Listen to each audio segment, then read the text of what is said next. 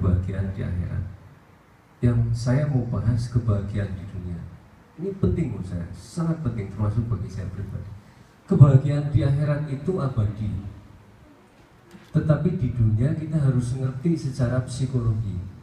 Kita sering mendengar apa?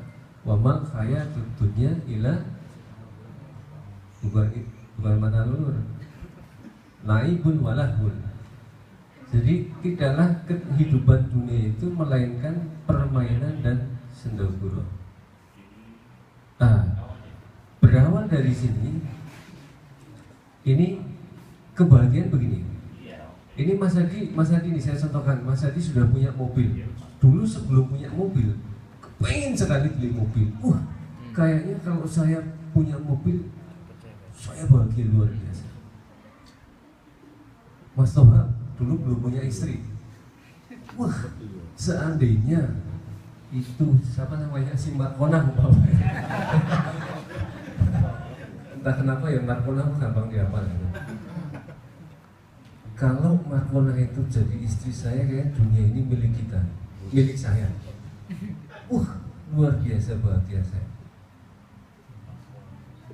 Seperti itu. Yang di sini seandainya saya pulang bisa bikin rumah tingkat, kalau perlu tingkat 5. Kira-kira kalau ada petir paling pertama kena saya. Jadi, saya pasti akan bahagia. Ketahuilah saudara-saudara sekalian, ini semua ini bermain psikologi. Jadi namanya bahagia orang di dunia tadi sudah dikasih tahu, permainan dan senda gurau. Semua ini hanya sebuah keinginan.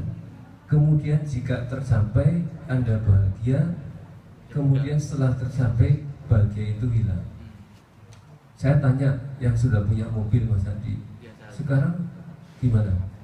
Biasa aja kan? Saya nggak tanya nikah kan? Yang sudah nikah kan? Sebelum dinikahi itu orang paling cantik di dunia. Ini kami Miftah ya.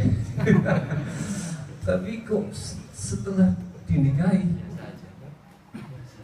biasa saja, luar biasa. Rasa secara alami itu pasti akan muncul, ada seperti itu. Di saat yang lain kita akan merasakan kesedihan dari sebuah pernikahan. Sebelum nikah pengen sekali nikah, kalau nikah pasti genap keislaman kita. Tapi setelah nikah banyak masalah yang muncul, kadang sedih. Yang mau saya sampaikan di awal, perlu kita sadari di dunia ini mau sedih mau bahagia itu hanya berganti. Jadi kita jangan kalah sama sedih bahagia. Kita ini yang ngawasi. Saya lagi sedih, it's okay. Tapi saya jangan ikut sedih. Yang sedih itu keinginan yang tidak tercapai, hati kita jadi sedih. Ketika keinginan itu terpenuhi, jadi bahagia. Jadi awalnya tadi kita harus memahami semua. Bahagia itu di dunia ini sedih, bahagia itu selalu berganti-ganti. Yang pertama, berapa menit ya? 5 menit lagi ya. Dirisum, yang penting buat Pak Taufik ini. Sama-sama, saya juga sama-sama belajar hal ini juga mengingatkan kita. Bagaimana supaya kita di dunia tadi, yang dunia ini adalah permainan dan senda gurau, bisa mencapai ketentraman. Supaya tentram itu gimana? Pertama, kasih clue itu ada di, saya agak lupa mungkin hadis, mungkin riwayat Daud atau Bukhari. Tapi intinya begini, wa iyyakum al-hasada. Kemudian wa innal hasada, maka sesungguhnya hasad itu yakulu hasanati. Jadi intinya sesungguhnya hasad itu memakan banyak kebaikan. Ini hasanati, banyak kebaikan. Satu kuncinya ini supaya tentram, jangan hasad atau iri. Contoh, ini nanti Mas Taufik udah punya ngumpulin uang kayaknya udah 2 miliar ada ya. Mama ya. Lebih dikit ya. Dikit ya. Seumpama ini contoh konkret hasad. Manusia ini disusahkan diri sendiri, Mas. Contoh yang paling gampang apa ini? makan misalnya. Orang makan itu hasil dari makan apa? Enak sama kenyang.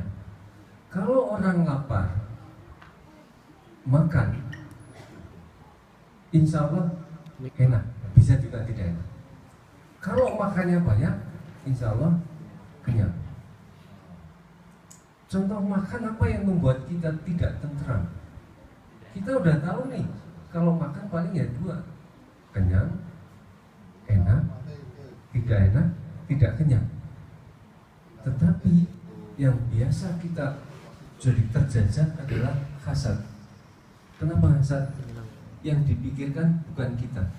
Jadi tadi kebahagiaan itu ada di diri kita, tapi yang kita pikirkan orang lain. Wah, saya di rumah tiap hari masak mie kacang ngarondo. Kira-kira sama ya? Di sini sudah beda. Wah, itu di sana si Fulan di pabrik itu makanya apa sih yang enak di sana? Ujingu atau ujingu rice, ujingu topak atau yang lain. Wah, kalau bidang lalu apa? Lalu apa? Hasad itu iri kita ke orang lain. Jadi selalu memikirkan yang orang lain punya. Itulah yang membuat kita tidak tentram. Satu, jadi kalau nanti Pak Taufik sudah sampai di rumah, ini mau muda mau tua sama. Jadi orang muda orang tua itu hidup cuma begitu kan? Sedih bahagia tadi. Kalau ini teorinya antara iri sama tidak iri, dengki sama enggak. Kita sendiri yang ngatur. Kalau kuncinya nanti ujung-ujungnya kalau kita menjadi pengawas diri kita, biarpun tadi makan tidak enak, kita sudah tahu kok makan paling enak sama tidak enak. Ya sudah, mau makan isinya cuma enak sama tidak enak, kenyang sama tidak kenyang. Nah, yang disebabkan susah ini karena kita mikirin orang lain.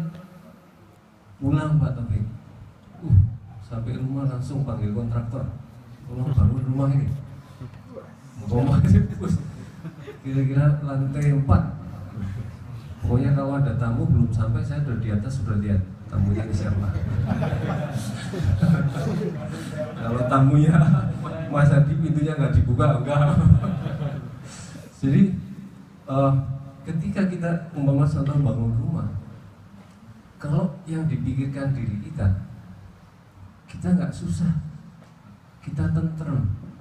Tetapi kalau Anda memikirkan orang lain, itu tadi, ini permasalahan hidup manusia semua gitu. Anda akan menjadi tidak tentram, gelisah. Wah, baru 4 tingkat ya. Tetangga ada yang pulang dari Korea 7 tingkat. Panggil lagi kontraktor. Kayak sampai di rumah, wah, ini uangnya habis Pak. Wah, sudah tak berangkat lagi ke Korea.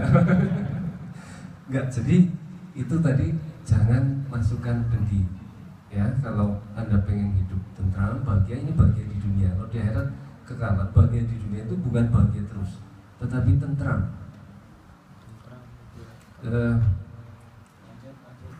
Saya gelisah jadi. Kemudian yang penting-penting aja ini mungkin apa lagi yang penting? Mungkin sabar. Sabar itu juga banyak disebutkan di ayat Quran. Kalau Allah itu tidak akan memberikan kebaikan kecuali pada orang yang sabar. Jadi sifat-sifat baik itu akan diberikan pada orang yang sabar.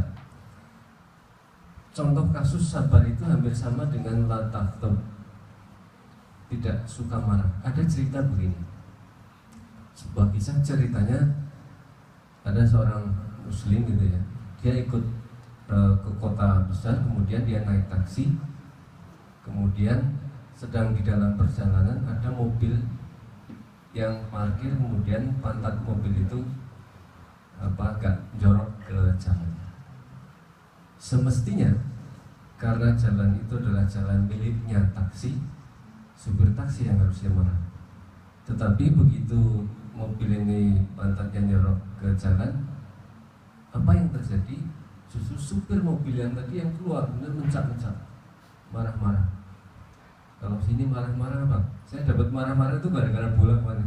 Apa silpan? Silpan? Itu sehingga wasitnya marah besar ya. Tolong jangan pakai kata-kata yang gak baik sama orang Korea juga. Sifat ya, sifat ya.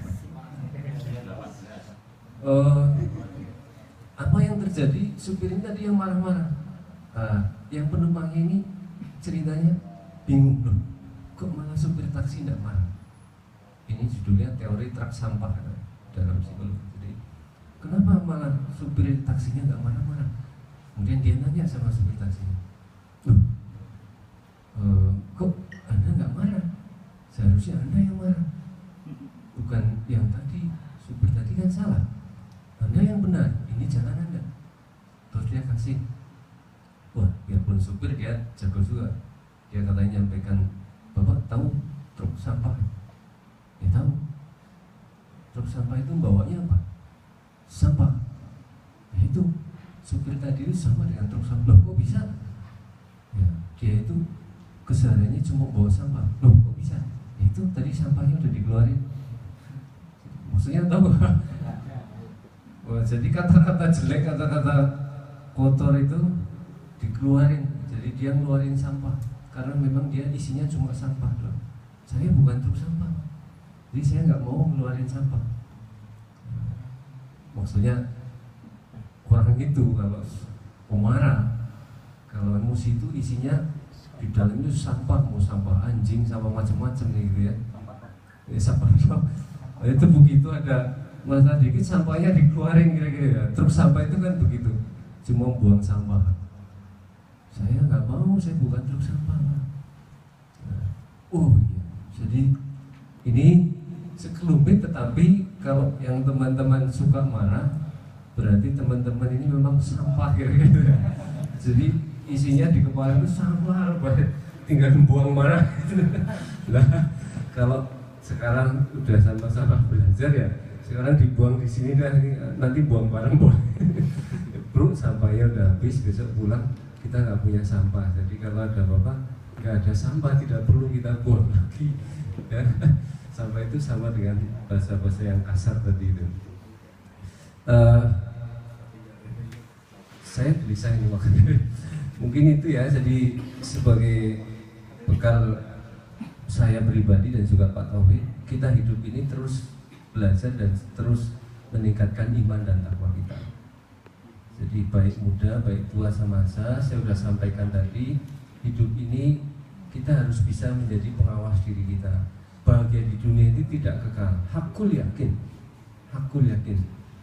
karena yang kekal adalah di akhirat nanti. Yang belum punya istri, pokoknya harus sama si fulan. Kalau nggak sama si fulan, saya nggak akan bisa hidup. Itu kan sebelum keinginan gitu. Saya tidak akan bahagia. Ternyata si fulan nikah sama orang lain. Kalau orang Korea tidak punya iman, mungkin bunuh diri. Kalau orang yang average, rata-rata orang Indonesia paling menurunkan target, nggak si fulannya nggak apa-apa, ada si fulana. Jadi paling targetnya turun gitu kan. Si fulana ternyata diambil lagi sama orang lain. Udahlah, itu di tetangga juga ada itu kemarin, bapaknya udah ditawarin. Jadi selalu turun dan kita bahagia ketika mencapai itu. Tetapi di saat lain kita juga akan sedih. Kayaknya itu menjadi perhatian kita. Silakan, semoga ini sedikit tapi menurut saya kalau kita pahami betul sangat dalam maknanya untuk penerapan kehidupan kita dalam bermasyarakat dan kehidupan sehari-hari. Terakhir untuk Pak Taufik, ya bertemu juga kita memang siap untuk berpisah itu ya, kalau dalam Islam sama aja ya, ketika orang bertemu itu mukmin muslimah ini yang takyani ayat tasawwuhani ilahu birullah kubla ayat tafar, itu ya hampir sama lah. Pokoknya bertemu, kita salaman, saling memberikan kebahagiaan, insyaallah kita akan diampuni oleh Allah Subhanahu wa Ta'ala. Jadi saudara, apalagi saudara muslim, saudara non muslim saja kita harus menghormati. Di Quran banyak sekali saudara muslim, apalagi semua, tidak mengenal ada golongan di dalam Islam. Muslim, innamal mu'minuna ikhwah, itu hanya mukmin, orang yang mukmin itu saudara.